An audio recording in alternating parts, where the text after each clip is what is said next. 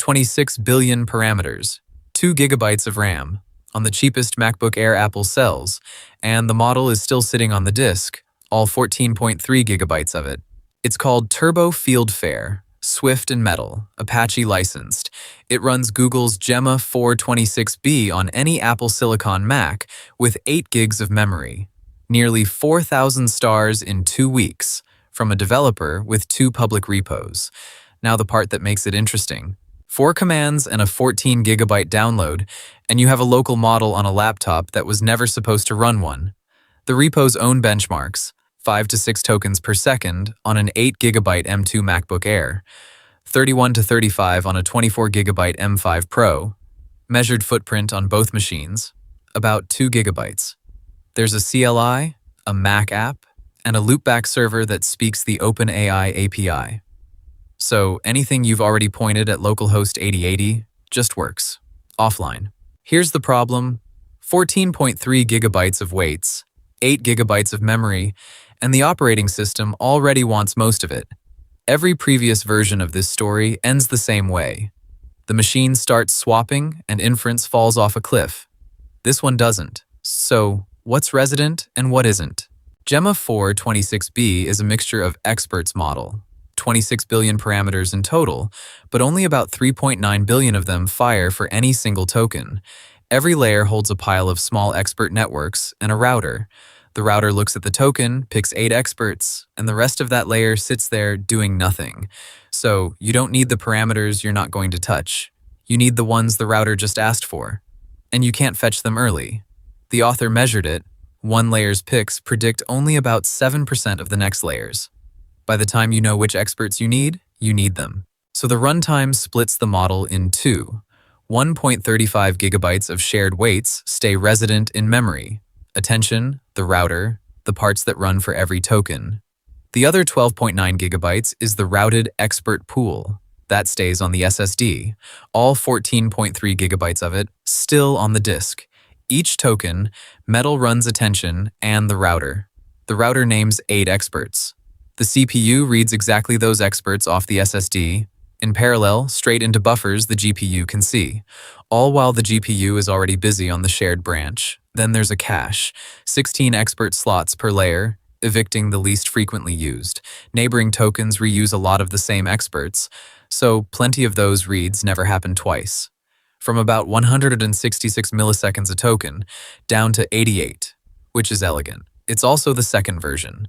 The first one was 8 times slower. The first design used a map the expert file into memory, touch a page, let the kernel fault it in. No explicit copy. Textbook. The problem is that the kernel is guessing. It doesn't know which 8 experts the router just picked. It faults in small pages instead of the whole 3.36 megabyte expert.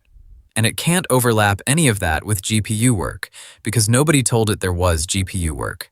A cold expert read 9.88 milliseconds through demand paging, 2.79 through an explicit parallel read. End to end, that's half a token per second for mmap, versus almost 4 for explicit reads. Same weights, same machine. The only thing that changed is who decides when to read. So, half a token a second to almost 4 in simulation, then 6.3 on a real M2 Air, and 35 on an M5 Pro. Good ladder. Here's the thing. 2 gigabytes is the process footprint. It is not the amount of memory doing work. Behind it, the operating system's file cache is quietly holding the experts you just read, and the repo says so. Its own benchmark notes admit the file cache was warm, but uncontrolled.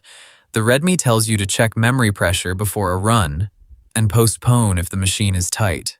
Squeeze that headroom on an M5 Pro, and 35 tokens per second becomes 27. That's the first asterisk. Second asterisk. On the M2 Air, decode speed isn't the number that hurts. A 1017 token prompt takes 37 seconds before the first token appears. Third, these are 4-bit weights. Group 64 with an 8-bit router. That's standard quantization, the same trade every local runtime makes, but it does mean you're not running full precision Gemma. And nobody has published a quality comparison against the original. And on that same M5 Pro, plain MLX runs this model at 76 to 82 tokens per second, 2.5 times faster if you have the 14 gigabytes to hand it. None of this is a secret. Apple's own research group published the idea back in 2023 in a paper called LLM in a Flash. Keep the parameters in flash storage, load them on demand, run models twice the size of the memory you have. Then nothing shipped for 2.5 years. Now there are 4 of these engines: Flash MOE, Colibri, Anti-Res's Dwarf Star, Mo Espresso. Meanwhile, llama.cpp still routes experts to system RAM, not to storage.